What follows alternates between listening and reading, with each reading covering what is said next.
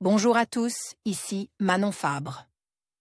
Bienvenue sur ma chaîne, où on explore ensemble le monde des aliments, leur composition et les critiques qui en découlent. Si vous voulez mieux comprendre ce que vous mangez et faire des choix éclairés, n'hésitez pas à vous abonner pour rester informé. Prêt à découvrir? C'est parti. Bonjour à tous. Aujourd'hui, je vais vous parler d'un sujet qui me tient à cœur, l'importance des fibres dans notre alimentation pour garder la ligne. Vous vous demandez peut-être comment ces petites merveilles peuvent nous aider à contrôler notre poids et à rester en bonne santé. Dans cette vidéo, je vais partager avec vous des conseils pratiques sur les aliments riches en fibres, leurs bienfaits et comment les intégrer facilement dans vos repas quotidiens.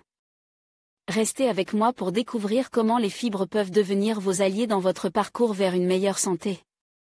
Ces fibres pourraient donc permettre de maintenir un poids convenable malgré la consommation de nourriture transformée. Pour arriver à cette conclusion, les chercheurs ont fait manger à des rats de la nourriture riche en sucre et en graisse, sans restriction. Une partie de la cohorte a bénéficié d'un complément de fibres fermentées cibles pendant toute l'étude. 6 semaines plus tard, les rats qui avaient pris le complément de fibres avaient pris moins de poids, un tiers de poids en moins, que le groupe témoin qui avait suivi le même régime alimentaire mais sans le supplément de fibres. Cette perte de poids a également été observée sur les rats qui avaient une prédisposition génétique à l'obésité. L'oligofructose limite la prise de poids. Le complément en question est une fibre appelée oligofructose, que l'on trouve notamment dans les oignons et les bananes. L'oligofructose pourrait limiter la prise de poids en affectant la composition du microbiote et en provoquant l'apparition d'hormones réduisant l'appétit. Selon le Dr Cluny, auteur principal de l'étude, les rats obèses ayant bénéficié de l'oligofructose ont vu la composition de leur microbiote, flore bactérienne, se modifier pour s'apparenter à celle de leurs congénères en bonne santé. C'est donc la transformation du microbiote et l'altération de l'hormone qui permettent à l'oligofructose d'agir sur la prise de poids.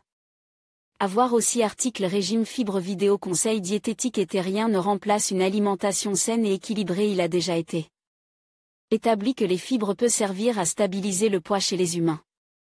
Le Dr Helen Reimer, qui est auteur de l'étude, a pu identifier la dose de fibres nécessaire à l'adulte et à l'enfant. Cela n'a rien de magique, explique le Dr Reimer, chercheuse de Calgary. Si l'on prend des fibres probiotiques, cela ne fait pas perdre 45 kg en 6 mois.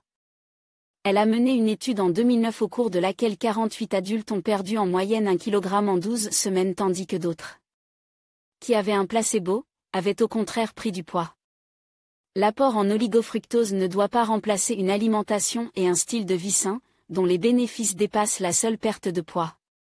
AFP Relax News Source, Interactive Effect of Oligofructose and Obesity Predisposition on Gut Hormone and Microbiota in Diet Indus d'obèse rat, Nina L.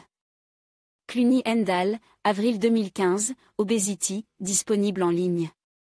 En conclusion, intégrer des fibres dans votre alimentation est essentiel pour maintenir une bonne santé et garder la ligne. Non seulement elles favorisent la satiété, mais elles aident également à réguler la digestion et à stabiliser la glycémie. Pensez à inclure des fruits, des légumes, des légumineuses et des céréales complètes dans vos repas quotidiens.